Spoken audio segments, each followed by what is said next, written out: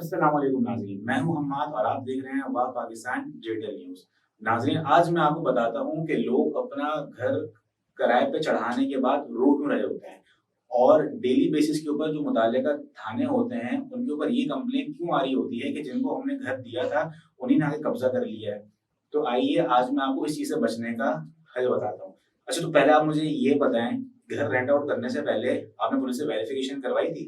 Police एक letter देती है, भाई कानून है ये कि आपने पुलिस से वेरिफिकेशन करवानी है, नहीं करवाई होगी। अच्छा, दूसरी चीज़ ये कि आपने जिनको घर दिया है, जब एग्रीमेंट होता है तो उसके साथ एक एनआईसी कॉपी अटैच होती है।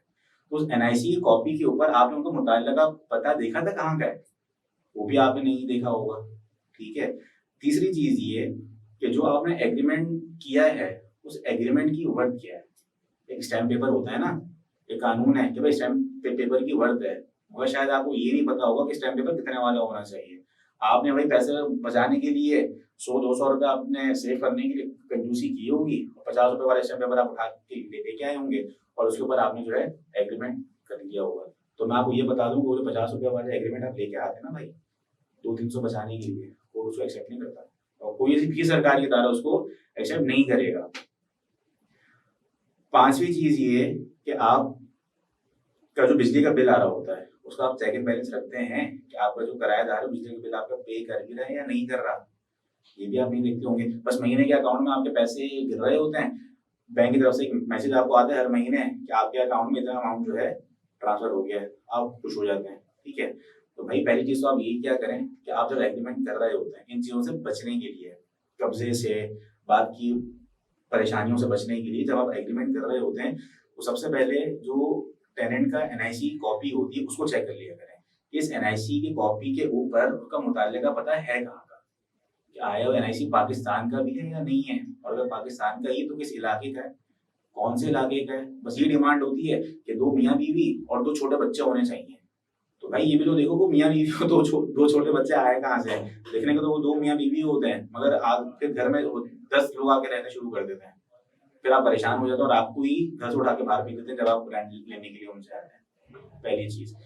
दूसरी चीज़ ये कि जो आपको मुतल्लिका थाना है, वहाँ पे अपने किराएदार से आप ये शर्त रखें कि भई मैं एग्रीमेंट उसी सूरत में मैं आपसे करूँगा, घर आपको मैं उसी सूरत में आपको दूँगा कि आप मुतल्लिका थाने से जाके पुलिस वेरिफ़िकेशन कराएँगे, उसका एक लेटर मिलता है, वो आप मुझे लाके देंगे।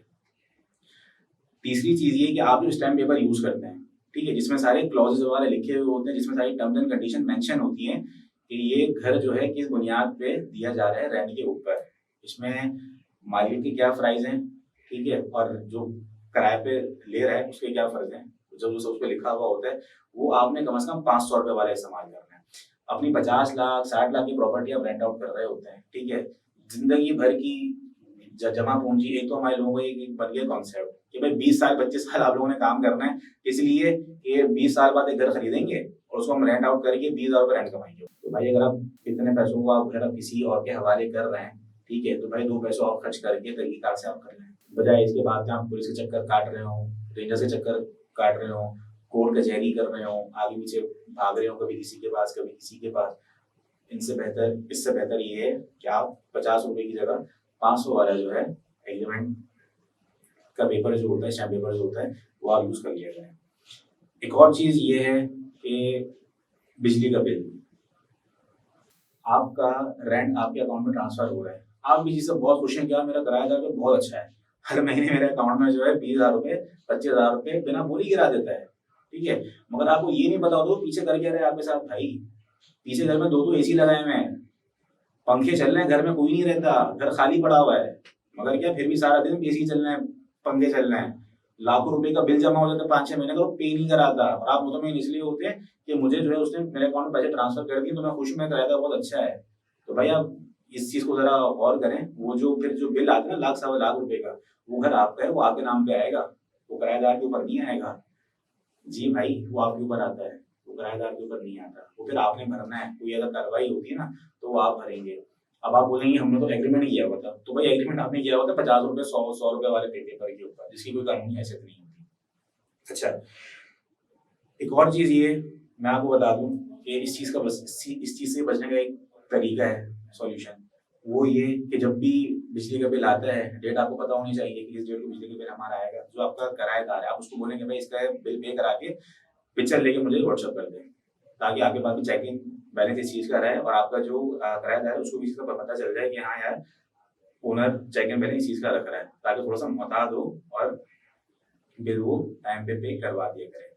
अच्छा, दूसरी चीज़ क्या, एक और चीज़ इसमें क्या होती है, वो ये होती है जो आपका सिक्योरिटी डिपॉज़िट होता है। सिक्योरिटी डिपॉज़िट बहुत अहम चीज़ होती है, ठीक है? वैसे तो 6+1 होता है, 6 महीने का आपका एडवांस रेंट हो गया और 1 महीने का जो रिटर्निंग रेंट होता है आपका वो हो गया, ठीक है? मगर अक्सर लोग क्या करते हैं कि यार पार्टी नहीं मिल रही, एक पार्टी आ गई, कोई स्टेट एजेंट आलतू-फालतू देख के और स्टेट एजेंट आए जिसको आप जानते भी नहीं हैं, उसको आपने अपना घर दे दिया। भाई किसी मोतबर शख्स को, किसी बाएतमाद स्टेट एजेंट को आप दिया करें अपना घर रेंट आउट करने के लिए, ठीक है? वो स्टेट एजेंट जो पार्टी लेके आता है, क्लाइंट आपके पास लेके आता है, आप खुश हो जाते हैं, आपको बोलते हैं कि यार यार हमारे पास जो है 6+1 तो देने के पैसे नहीं है, आप एक काम करें, आप 2+1 ले लें और जो हमें घर दे दें। आप बोलते हैं यार 2 महीने हो गए, 4 महीने हो गए, हमारा घर जो है वो रेंट आउट का हुआ नहीं है, तो हम इस बेचारे को दे देते हैं। घर लोग पीछे वो बेचारा नहीं होता, वो होता ही है, उसमें फिर होता ही है कि आपको घर का 6 महीने का रेंट पे नहीं करेगा, आप उसे फट्टा करते रहेंगे, ठीक है? अगर रेंट पे करेगा तो आपको पीछे का बिल पे नहीं करेगा, ठीक है?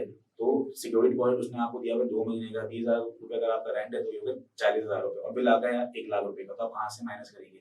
सिक्योरिटी डिपॉजिट इसलिए होता है कि बिलफर्ज अगर कल को कोई 19-20 होता है पैसों के मामले में, रेंट के हवाले से या बिजली के बिल के हवाले से, या जो भी वाजिबात हैं जो टेनेंट ने पे करने हैं, जिसने घर लिया उसने पे करने हैं, वो आप माइनस कर सकते हैं उसके अंदर से। मगर जब आप वो लेंगे ही कम, तो आप कहाँ से माइनस करेंगे भाई? आप कर ही नहीं सकते। तो इन चीज़ों से बचने के लिए ये बहुत आसान सी जो एक सॉल्यूशन है, वो इन चीज़ों से बचने के लिए मैंने आपको एक आसान सा सॉल्यूशन मैंने आपको बता दिया है, तो आप इस पे अमल लाज़मी कीजिएगा।